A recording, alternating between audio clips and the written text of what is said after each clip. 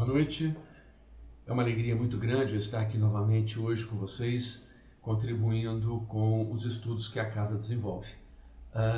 Nós vamos hoje tratar sobre um tema que, na verdade, é uma frase que Jesus disse e que tem uma importância muito grande,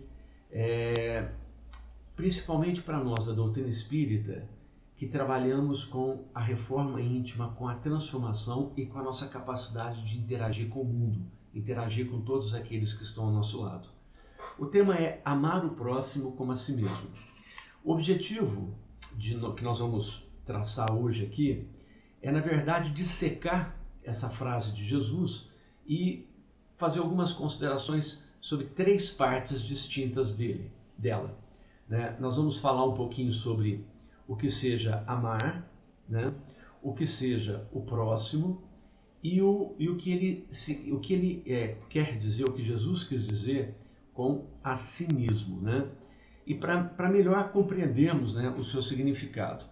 E para que nós possamos adquirir também conhecimentos mais profundos sobre o sentido dessa afirmação. Essa frase, ela está num contexto... Essa frase do texto evangélico, ela diz o seguinte: os fariseus, eles tendo sabido que Jesus havia tapado a boca dos saduceus, eles reuniram-se e um deles, que era doutor da lei, para tentar provocar Jesus, vamos dizer dessa maneira, para tentar Jesus, propôs a seguinte questão.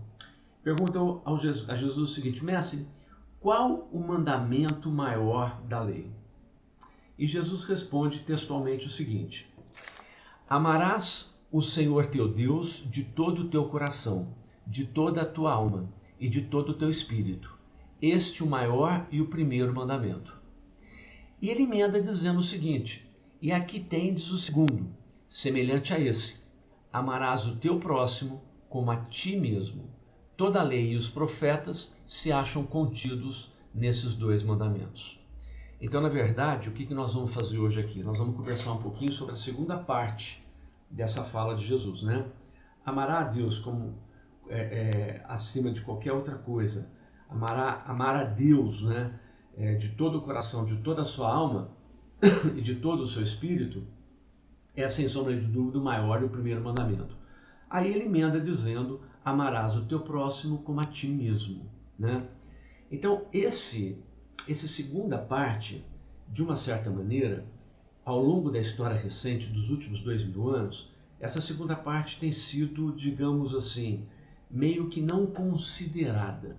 A Igreja Católica, muito importante na história da humanidade, obviamente, ela, na verdade, quando se falava em amar ao próximo como a si mesmo, ela sempre considerou mais a primeira parte dessa fala do que a segunda parte. Sempre deu ênfase maior ao amar ao próximo, no sentido da caridade, da devoção, da dedicação ao outro e da não importância a si mesmo, do que realmente a segunda parte que diz respeito a nós, a cada um de nós. E a doutrina espírita, principalmente através do Evangelho segundo o Espiritismo, faz uma interpretação correta das falas de Jesus, de todo o ensinamento do cristianismo primitivo, do cristianismo básico. E um dos capítulos onde se dá uma grande ênfase aos ensinamentos do Cristo é exatamente esse, amar o próximo como a si mesmo. Porque é necessário que nós entendamos essa frase, principalmente no contexto de hoje que nós vivemos. Nós vivemos um processo, um momento de transição planetária, como tem sido de maneira bastante exaustiva, tem sido dito, não só na doutrina espírita, não só nas reuniões espíritas, nos livros espíritas, mas de uma certa maneira quase todas as filosofias religiosas, elas contemplam esse momento de transição planetária, através de nomes diferentes que eles dão, mas de qualquer maneira há uma contemplação nesse sentido. E por que há? Porque Jesus, obviamente, como governador do planeta, ele manda as suas mensagens, ele transmite as suas mensagens, principalmente de esperança e de mudança, através de diversos mensageiros, através de diversos profetas, através de diversos líderes religiosos esparramados por todo o planeta, né? Então é óbvio que a cada local do planeta, a cada cultura religiosa, a cada cultura espiritualista, essa mensagem chega talvez com terminologias diferentes, com métodos diferentes, mas o conteúdo é o mesmo. Estamos vivendo uma transição. E se estamos vivendo uma transição, nós temos que pensar também como é que nós, individualmente, como é que nós, nas nossas particularidades, nas nossas necessidades e nos nossos compromissos, como é que nós nos inserimos nessa mudança, nessa transição planetária, tá? E eu penso que essa frase de Jesus, ela é muito apropriada para isso, porque nos tira um pouco o foco da atenção no próximo e dirige o foco da atenção para nós mesmos. Não há a menor possibilidade do planeta se transformar, do planeta se modificar, se não houver modificações individuais, né? Se nós não fizermos as mudanças necessárias no planeta a partir de dentro de nós para fora, nós não conseguiremos de maneira alguma almejar, objetivar e conquistar o planeta da transição ou pós-transição, que é o planeta de regeneração que nós tanto esperamos. Então, portanto, essa frase, amar ao próximo como a si mesmo, ela nos traz uma reflexão diferente, né? Amar o próximo é a tecla que tem se batido historicamente na era cristã. Agora nós precisamos falar e entender um pouco o que é a si mesmo.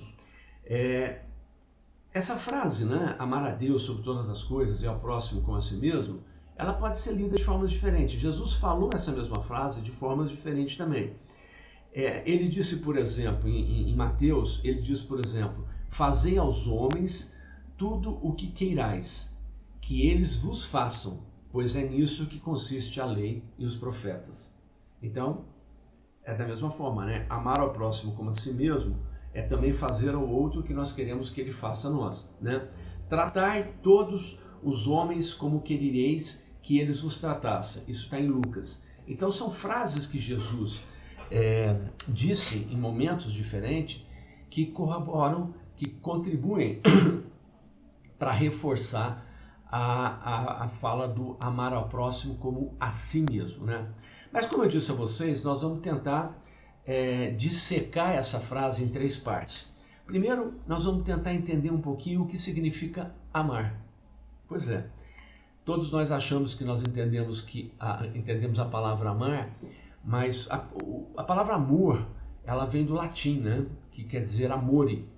E é um vocábulo, como se fala tecnicamente, é um vocábulo polissêmico, que significa que ele é suscetível a diversas definições, né? É uma palavra que tem variadas definições. Por isso que se diz que o amor não é definível, né? Porque engloba uma vasta escala de gêneros e de nominativos, né? De definições. O fato é que esse nobre sentimento, o amor, ele é muito mal compreendido, né, por toda a humanidade, né? A palavra amar, ela foi muito vulgarizada, né? Eu amo isso, eu amo aquilo, eu amo esse carro, eu amo esse objeto, eu amo você, eu amo meu amigo, eu amo meu cachorro, enfim. Temos que fazer um diferencial para que nós possamos compreender o sentido real que Jesus dá à palavra amar, né? Nós temos que estabelecer um diferencial, né? E não é sobre o amor material que Jesus se refere. Isso é bom que isso fique muito claro, para que as pessoas abram a sua capacidade de perceber e de sentir o momento histórico que a humanidade encarnada e desencarnada vivencia. É um momento de grandes transformações e que nós devemos nos preocupar atentamente com isso. Por quê? Porque diz respeito diretamente ao futuro de cada um de nós. Nós não estamos mais em um momento em que nós podemos ficar à mercê dos acontecimentos. Nós temos que ser agente ativo dos acontecimentos. E como é que nós somos agente ativo dos acontecimentos? Através de um discernimento claro sobre os nossos atos, sobre as nossas ações e principalmente sobre os nossos pensamentos. Daí a importância de nós compreendermos todo o ensinamento do Cristo. Compreender não achando apenas bonito o que ele disse, mas compreender trazendo esse ensinamento para dentro de nós, nos esforçando ao máximo Não é fácil, nos esforçando ao máximo para que ele seja incutido dentro de nós e que ele passe, esse ensinamento do Cristo, passe a nortear as nossas ações, os nossos atos, as nossas atitudes, os nossos pensamentos, né?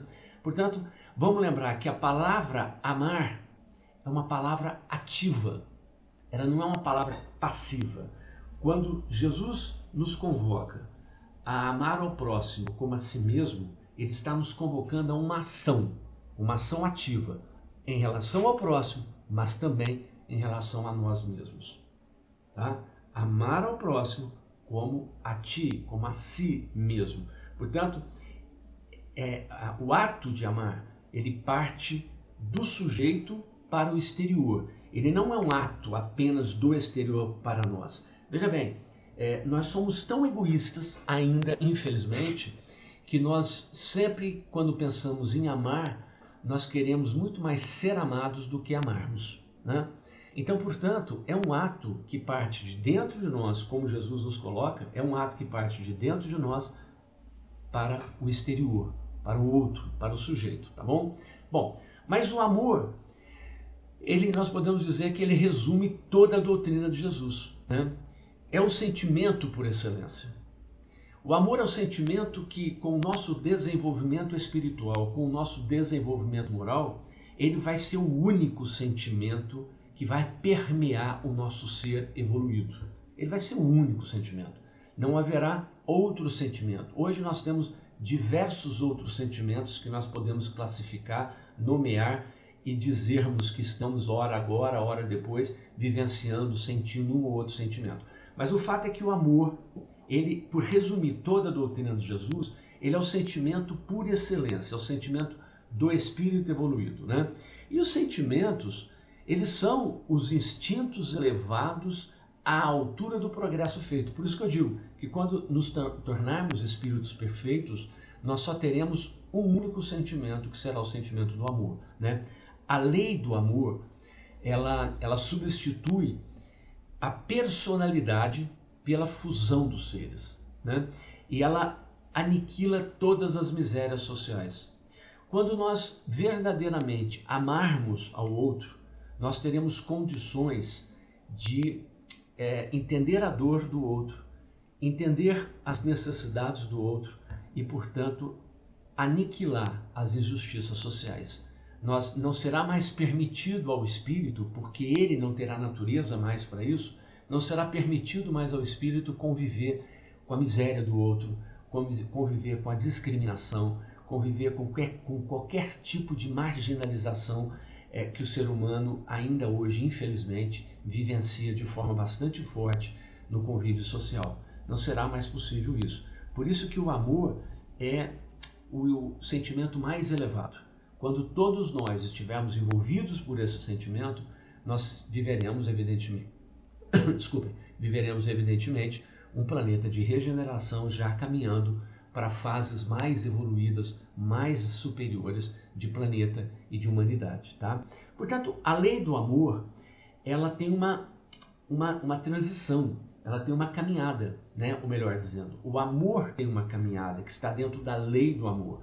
Ele tem a sua origem nos instintos, né? Lá atrás, quando nós vivenciávamos na época primitiva, na época das cavernas, os seres da caverna defendendo o seu clã, o seu agrupamento com o qual ele convivia, já era instintivamente um esboço do que seria o amor. Então a origem do amor no ser humano, no espírito encarnado, está ali nos instintos. Depois ele, em um momento um pouco mais avançado, né? Mas ainda com um sentimento corrompido, né? Um pouco mais avançado, ele começa a se manifestar através das sensações, né? As sensações que nós temos, as sensações de atração, a sensação de bem-querer, né? A sensação de ficar bem próximo de alguém, de gostar de alguma coisa. Então o amor evolui depois do instinto, já passa para as sensações.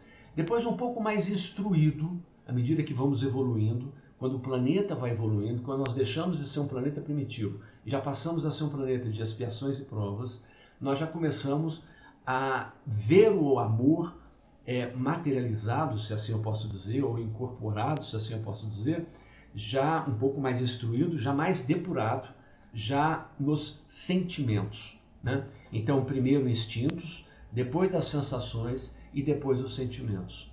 E depois o amor, ele não terá outro nome quando estivermos mais evoluídos do que amor. Então, instinto, sensações, sentimentos, amor.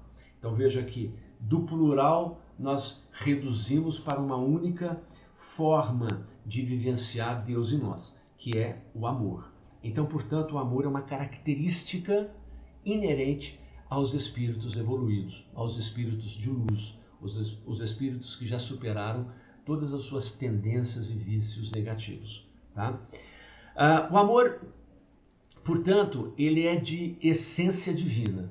E todos nós temos no fundo do coração a centelha, né, desse fogo sagrado, desse fogo divino. Todos nós. Até os espíritos mais atrasados, aqueles que nós abominamos, aqueles que muitas vezes no nosso íntimo, quando nós presenciamos, ficamos sabendo, lemos uma notícia no jornal dizendo que determinada pessoa, determinado indivíduo praticou esse ou aquele ato que é abominável para nós hoje, mesmo quando nós temos uma sensação, um sentimento extremamente ruim em relação a esse indivíduo, podem acreditar que há nele uma essência divina lá dentro, ainda que há nele uma centelha desse amor divino, né? Não há a menor dúvida quanto a isso. Talvez ainda extremamente pequeno, extremamente obscuro de uma certa forma, né? Escondido, mas o fato é que o homem, por mais vil e criminoso que seja, né, ele sempre devota a um ente, né, ou a um objeto qualquer, né, uma viva e ardente afeição. Isso não há a menor dúvida, né? Há a prova de tudo, né, que tende a diminuí-lo e assim, e que às vezes assim nós achamos até absurdo que haja ainda um ser humano, um indivíduo com manifestações, com atitudes tão primitivas, tão atrasadas, tão ruins em relação ao que nós acreditamos já. Mas o fato é que todos eles, todos nós, todos os espíritos encarnados ou desencarnados, nós temos dentro de nós uma centelha do amor divino. Tá? Na questão 939, os espíritos ajudam a esclarecer, através de Kardec, ajudam a esclarecer um pouquinho essa questão das afeições, do amor. Né? Os espíritos dizem para Kardec o seguinte: há duas espécies de afeições, né? A do corpo e a da alma. E frequentemente nós tomamos uma pela outra, nós confundimos uma com a outra, a do corpo e da alma. Eles dizem o seguinte, que a afeição da alma, quando ela é pura e simpática, ela é durável. Quando ela é pura e simpática, ela é durável. E a afeição do corpo é perecível. Ou seja, aquela atenção, aquele amor, aquela atração, aquela paixão que nós dedicamos ao corpo, ao outro, quando nós não sentimos o verdadeiro amor, esse sentimento é perecível, é passageiro. Acaba-se quando acaba-se o encantamento, quando acaba-se a razão daquilo existir, né? É por isso que, frequentemente, aqueles que creem que se amar, né, com um amor eterno, se odeiam quando a ilusão termina. Nós vemos muito isso, né, no convívio social, no nosso dia a dia. Né? Pessoas que, num primeiro momento, se mostram extremamente apaixonadas, né, extremamente ligadas a uma outra, dizem-se se amar profundamente e, de repente, não é uma grande surpresa para nós quando nós, num tempo ou outro, nós presenciamos que aquelas pessoas, aquele casal, não necessariamente um casal, mas pode ser um amor por diversas outras maneiras de se relacionar, quando nós presenciamos que eles passam a se odiar. Né? Portanto, o que a gente observa ali é que não houve realmente uma afeição da alma, mas apenas uma afeição de corpo, uma afeição de interesse, uma afeição quase que similar à afeição que se tem a um objeto, que quando o objeto deixa de nos ser interessante e necessário, nós simplesmente o abandonamos, quase que passamos a odiá-lo. Normalmente, quando nós não gostamos de alguma coisa mais, falando no aspecto material, nós doamos, nós damos a outra pessoa, nós passamos para frente, nós descartamos. Portanto, o Kardec ele recebe dos espíritos superiores uma explicação de que o algo mais próximo do amor, para que a gente possa ter uma distinção, é aquilo que uma mãe tem pelo seu filho. O algo mais próximo do amor é o sentimento que uma mãe tem pelo seu filho. Isso os espíritos utilizam desse exemplo para poder deixar muito clara essa distinção, né, sobre essas duas espécies de afeição, a afeição da alma e a afeição do corpo, né? Então, o que é o mais próximo do amor, desse amor divino? É o amor, é o sentimento que a mãe tem pelo filho. E, no entanto, os espíritos alertam a Kardec de que esse sentimento que as mães têm pelos filhos é apenas um breve e pobre fragmento do verdadeiro significado do amor. Não é ainda o amor verdadeiro. Muito bom. Segunda parte da nossa dissecação, o próximo. O que é esse próximo? Quem é o nosso próximo? Será que ele é a família, né? Restringindo-se ainda a um círculo bastante íntimo de parentes, né? E amigos também, porque, né, nós consideramos muitos amigos como parte da nossa família. É a humanidade inteira. O próximo, nas palavras do Cristo, é a humanidade inteira. E quando eu falo humanidade inteira, ou quando Jesus dizia humanidade inteira, ele vai além da humanidade encarnada.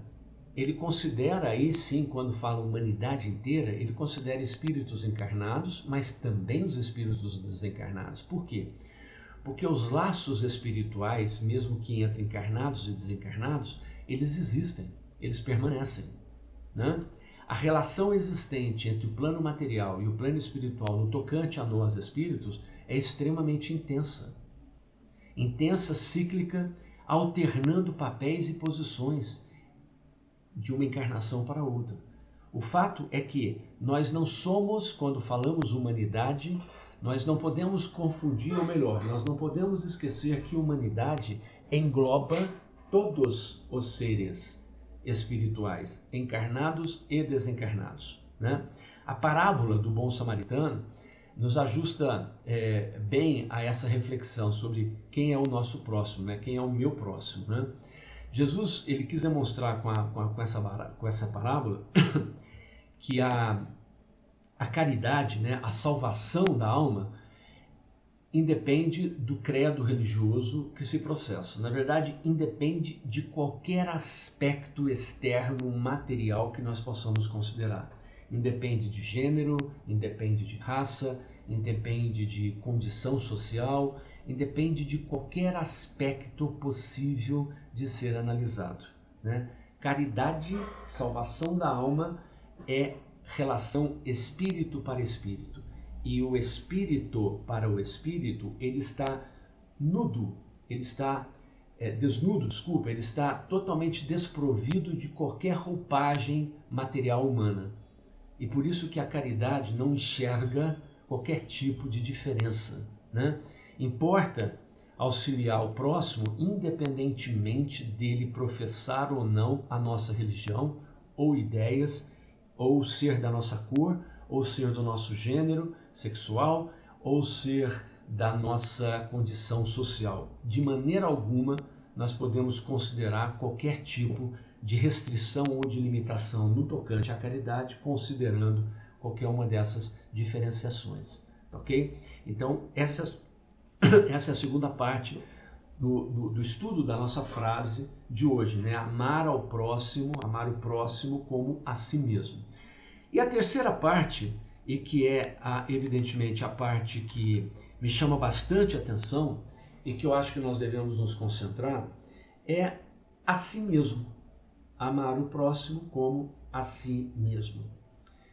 Quantas pessoas já pararam para refletir o que Jesus quis dizer com amar o próximo como a si mesmo? Nós temos duas maneiras de verificar isso aí. Nós podemos pensar dentro de uma lógica de que só se pode dar daquilo que se tem. Então, se eu quero amar o próximo, se eu quero dar amor ao próximo, eu preciso ter amor. Eu só posso dar aquilo que eu tenho, né? Os pais, por exemplo, eles só conseguem amar os seus filhos, né, se da sua parte eles estiverem de posse desse nobre sentimento, do sentimento do amor, né? O namorado, a namorada, né, só dá amor se ele experimenta esse sentimento, esse amor por si próprio. É engraçado dizer isso, né? Quantas pessoas já pararam para refletir sobre isso, né? Eu não falei no começo que o amor é uma ação e que parte de nós para fora, de dentro de si para fora. Consequentemente, para que eu tire algo de mim para o outro, eu tenho que ter esse algo dentro de mim, né? Portanto, nós podemos concluir que o amor é um ato, antes de mais nada, de si para consigo. Ora, se eu quero amar ao próximo, eu tenho que fazê-lo como a mim mesmo. E se eu preciso fazer como a mim mesmo, eu preciso saber se eu tenho esse amor, se eu já desenvolvi essa capacidade de me amar. Ou seja, eu já tenho essa capacidade do auto-amor. Essa reflexão, o entendimento dessa parte da fala do Cristo, ela sempre foi muito obscura, ou melhor dizendo, ela sempre foi muito negada ou ignorada. Se desprezou, não se valorizou isso. Por que que não se fez isso? Porque havia uma preocupação muito grande de tirar do indivíduo qualquer atitude de individualismo, de egoísmo, né? De vaidade, de arrogância. Porque esses são sentimentos que permeiam ainda a sociedade atual. Esses sentimentos que nós chamamos de tendências negativas, que nós chamamos de vícios, que nós trazemos de vidas anteriores ainda, são os sentimentos que nós devemos, são as tendências que nós devemos burilar dentro de cada um de nós, de tal maneira que nós transformemos esses vícios em virtudes. Portanto, para fazermos isso, nós temos que abandonar o nosso individualismo. Consequentemente, ao longo da história recente, da história do cristianismo, aqueles que detinham a capacidade e o poder de transmitir os ensinamentos do Cristo, negavam essa segunda parte da sua fala, ignoravam, deixavam ela sem muita repercussão, exatamente para que as pessoas que não tinham ainda condições de compreender o que significa a si próprio, o que significa o auto-amor, não confundissem isso com individualismo, com arrogância, com egoísmo, melhor dizendo, né?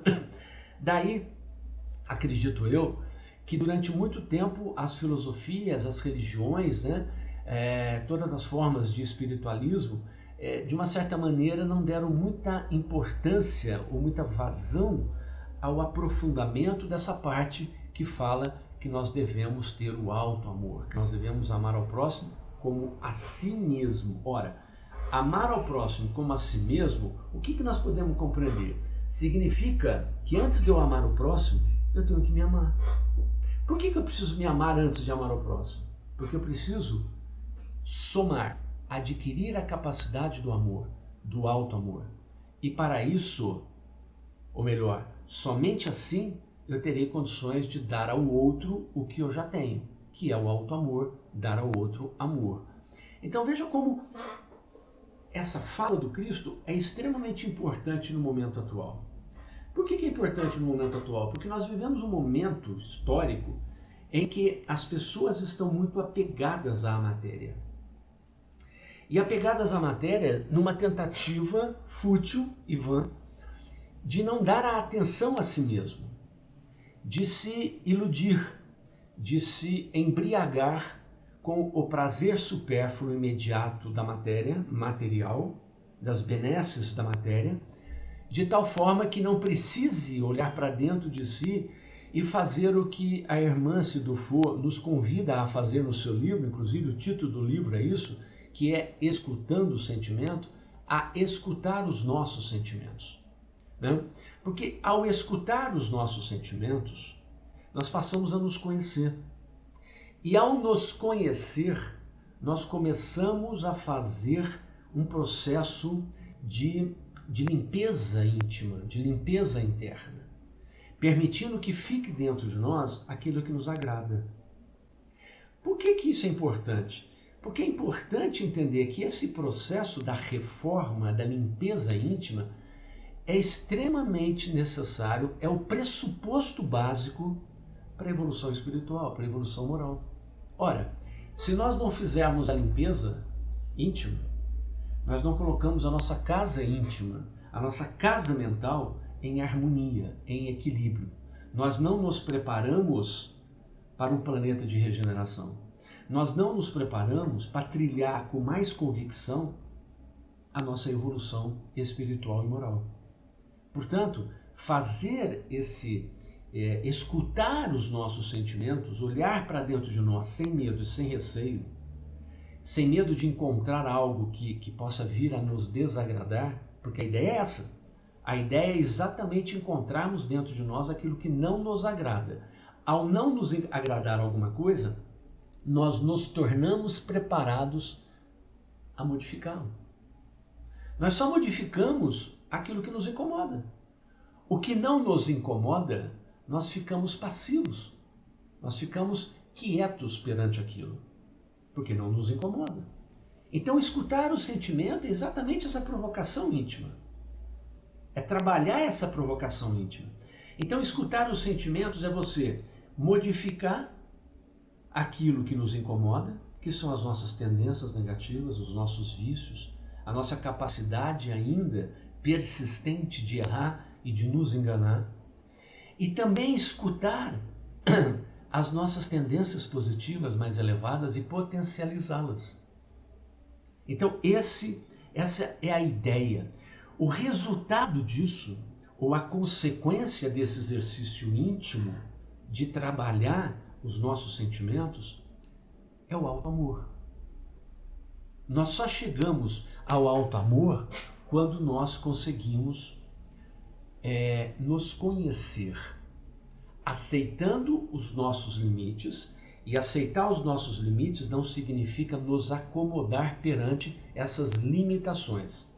Significa que nós temos que entender o nosso momento, aceitando-nos como nós somos e como nós estamos, e entendendo que se o nosso limite nos incomoda, em qualquer um dos aspectos que nós venhamos a enxergar dentro de nós, é porque nós estamos preparados para expandir esses limites, modificar aquilo que ainda nos cerceia, que ainda nos limita.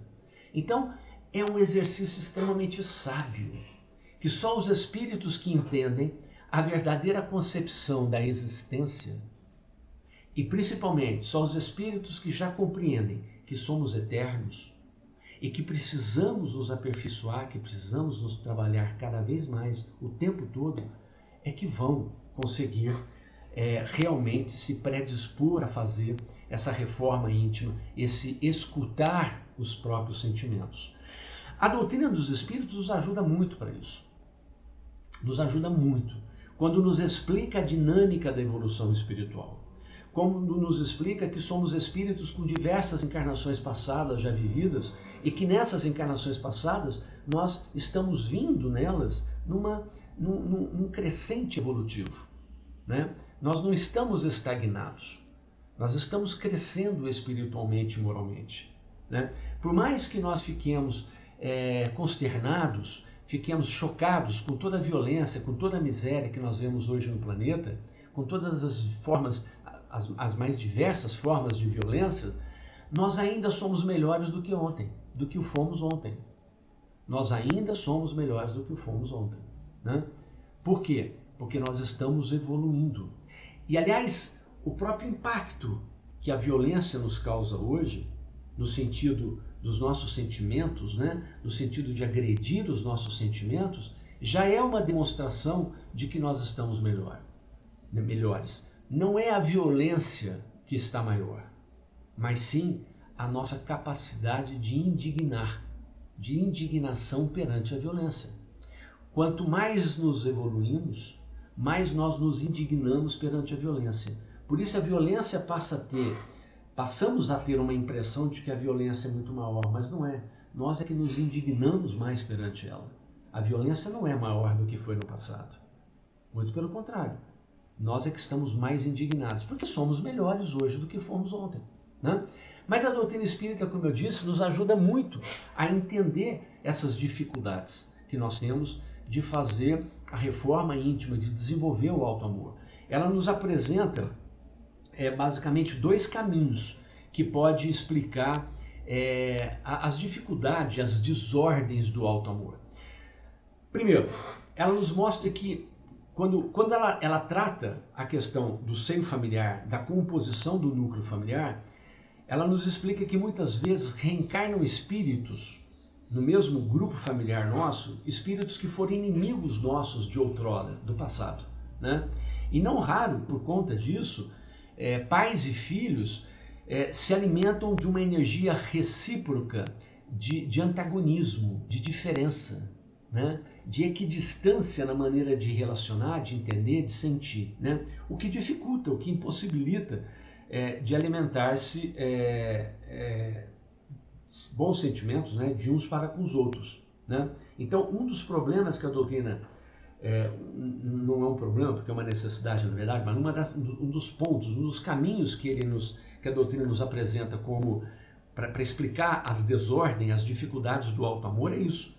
É que no nosso seio familiar, no nosso agrupamento familiar da encarnação presente, existem sempre aqueles espíritos antagonistas, né? Aqueles que se opõem por conta de diferenças que trazem do passado. Aliás, esse é o objetivo da reencarnação em conjunto no mesmo grupo familiar.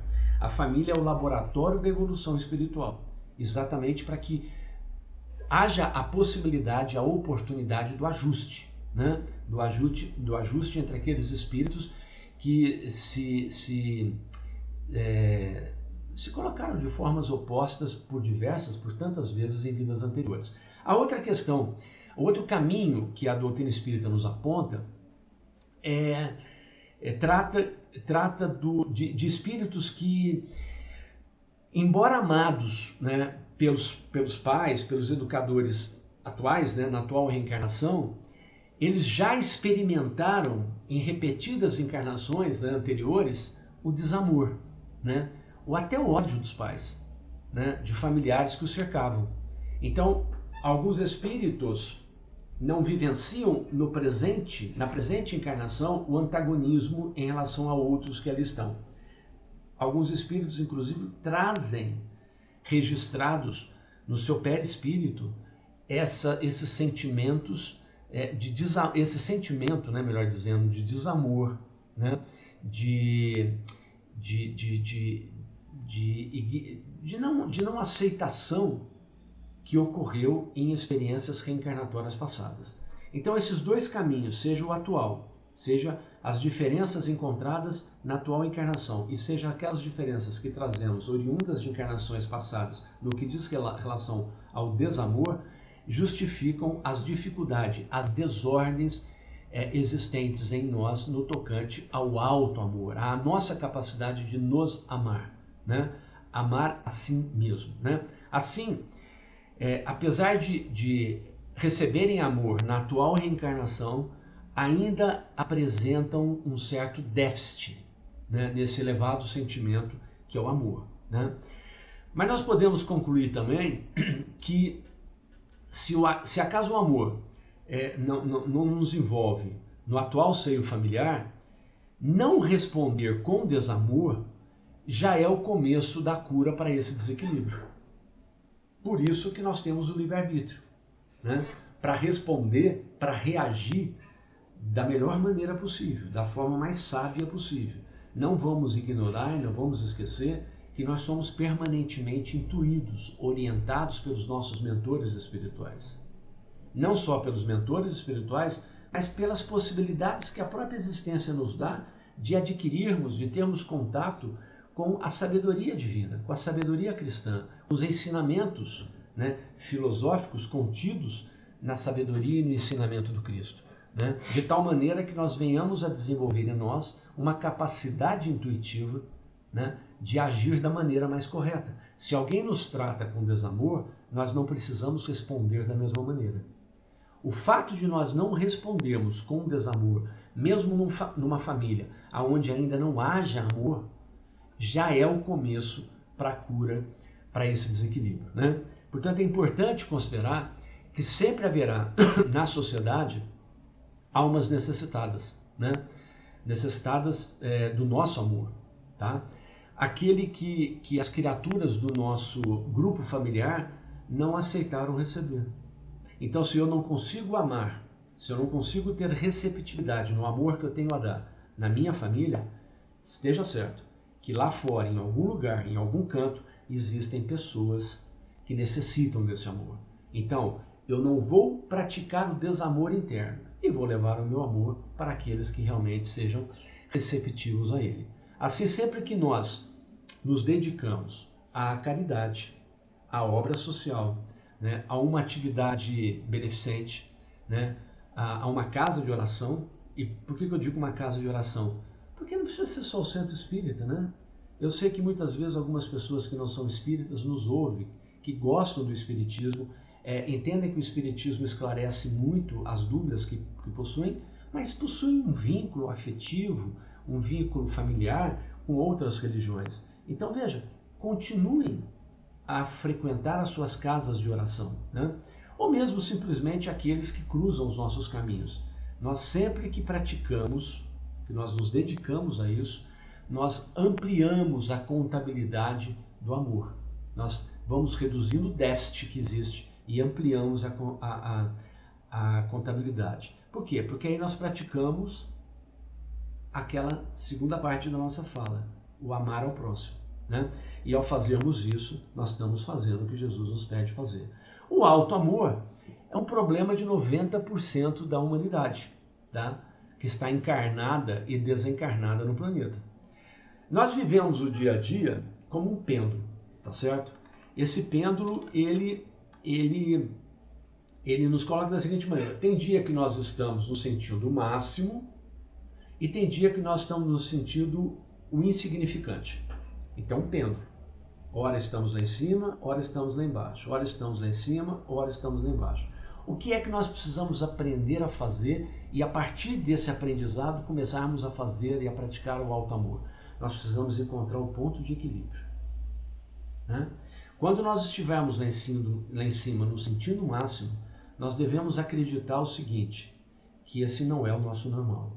Então nós devemos fazer aquilo que no popular se diz baixar a bola. E quando nós nos sentimos o insignificante, o pior, nós devemos lembrar e falar para nós mesmos: não, eu sou mais do que isso. Então, ao praticarmos esse equilíbrio, né, nas nossas vidas, nos nossos sentimentos, nós estaremos estabelecendo um equilíbrio, nós estaremos estabelecendo um bom senso. E vamos lembrar que é nesse equilíbrio do pêndulo que nós nos tornamos mais produtivos, que nós nos tornamos com a maior capacidade possível de gerar amor, gerar coisas boas, gerar bons sentimentos, gerar boas emoções, gerar bons pensamentos, né? A irmã Dufour, nesse livro Escutando Sentimentos, ela diz o seguinte: o alto amor é base para uma vida em sintonia com a mensagem do Evangelho do Cristo. Sua proposta, aliás, é que nos amemos tanto quanto ao nosso próximo. Ora, o alto amor, ele é o resultado do nosso equilíbrio. Para que ele seja a base, nós temos que estar equilibrados, né? Por isso que nós devemos controlar as nossas emoções quando nós nos sentimos o máximo e devemos controlar as nossas emoções negativas, pessimistas, né, autodepreciativas, quando nós nos sentimos o mínimo, o insignificante. Devemos trazer o pêndulo para o seu ponto de equilíbrio para que nós possamos transformar esse alto amor em base da nossa vida em sintonia com a mensagem do Cristo, tá? E para que nós caminhemos para a finalização da nosso bate-papo aqui, eu acho que é muito importante também a gente fazer um outro esclarecimento que muitas vezes as pessoas confundem. Quando nós falamos em alto amor, nós não podemos permitir que nós voltemos a crer como se entendeu até hoje em relação a essa parte da fala do Cristo, né? Amar o próximo como a si mesmo. O como a si mesmo não é de maneira alguma não é de maneira alguma desenvolvermos em nós qualquer tipo de sentimento de egoísmo, de excesso de imaginarmos, né, que nós somos o máximo, que nós devemos ter toda a atenção do mundo. Não tem nada, absolutamente nada a ver com isso. E a irmã se nos traz uma explicação muito interessante, baseado no que Jung, que foi um psicanalista do século passado, chamou de individuação. Individuação. Jung chamou de individuação o processo paulatino, né, lento, de expressar a nossa singularidade. Nós, cada um de nós, somos espíritos únicos. Não existe absolutamente ninguém igual a nós, individualmente falando, em qualquer canto desse universo infinito. Cada um de nós é único, tá? Por que é único? Porque nós temos em cada um de nós a marca de Deus, né? O ato de talhar a nossa individualidade, aquele ser distinto e único que está latente dentro de nós, é o que Jung dizia, né? Então Jung chamou de individuação esse processo de expressar a nossa singularidade, a nossa individualidade, tá? O desenvolvimento necessário de auto-amor, ele necessita que nós saibamos diferenciar a individuação do individualismo. São coisas diferentes, são coisas distintas. Nós não fazemos reforma íntima, nós não fazemos transformação nas nossas atitudes, nós não caminhamos e buscamos a nossa evolução espiritual se não for através do processo de individuação, de nós considerarmos o que nós somos. Nós estamos inseridos em diversas leis divinas. E uma delas, que é a lei de conservação, ela exige que nós demos atenção ao que nós somos individualmente, que nós cuidemos de quem nós somos, que nós possamos estar aptos a prestar contas perante as leis de Deus ao que Deus nos deu para que nós vivêssemos a experiência da matéria e de tal forma pudéssemos nos burilar espiritualmente e caminharmos na nossa evolução. Por isso o auto-amor é, na verdade, o resultado do processo de individuação. É de nós entendermos qual que é o nosso significado, qual que é a minha importância na obra divina. Qual é o compromisso que eu individualmente tenho? Primeiro, comigo mesmo, perante Deus. E depois disso esclarecido e bem resolvido, perante o resto, perante a humanidade, perante a toda a obra de criação do divino. Então veja, nós precisamos entender que na individuação floresce o crescimento espiritual, tá? Enquanto que no individualismo é a sementeira do egoísmo. Então, na individuação, nós possibilitamos que haja o crescimento individual. A partir do momento que eu me autoconheço, a partir do momento que eu me amo, né? A partir do momento que eu faço o amor, pratico o amor a mim mesmo, eu estou provocando o meu crescimento espiritual. Enquanto que o individualismo, achar que eu sou o centro do universo e que devo, portanto, ser o centro das atenções, isso se torna, na verdade, uma sementeira de egoísmo. Ali não vai florescer outra coisa a não ser o egoísmo, a vaidade, a arrogância, né? Principalmente perante os demais. Então, para nós entendermos a profundidade dessa frase, nós devemos sempre partir de nós mesmos, ou seja, cada qual procurando conhecer a si mesmo, tá? Nós não temos outra maneira de aprendermos a amar ao próximo se nós não aprendemos primeiro a amarmos a nós. Assim como nós estamos na senda da evolução espiritual, nosso maior desafio ao desenvolver e praticar o amor ao próximo é aprender a amarmos a nós mesmos, né? E como eu disse no começo, nós só se dá o que se tem. Portanto, nós só amaremos verdadeiramente quando nós praticarmos o amor de Deus em nós mesmos. quando nós aceitarmos que nós somos e entendermos, quando nós aceitarmos como somos, né? Entendemos que a nossa individuação, ela reflete o amor e a presença de Deus em cada um de nós, né? Repetindo mais uma vez que individuação não é individualismo. Individuação é enxergarmos o amor de Deus dentro de nós e o compromisso que nós temos com esse amor, contribuindo para que nós possamos seguir a nossa caminhada, a nossa jornada, evoluindo moralmente, evoluindo integralmente, praticando a lei do progresso, né, tanto intelectual quanto moral. E dessa maneira, ao fazermos isso, ao provocarmos a nossa melhoria, nós teremos condições de ajudar o outro a também praticar a sua melhoria, o seu crescimento espiritual e moral. Ou seja, nós estaremos aí sim amando o próximo. Porque ao amar o próximo, nós estaremos justificando o amor que nós aprendemos a ter dentro de cada um de nós. Que nós possamos refletir sobre isso e vermos nessa frase um compromisso, não só com o próximo, mas também com cada um de nós. Que Deus abençoe o lar de cada um de vocês e que todos fiquem em paz.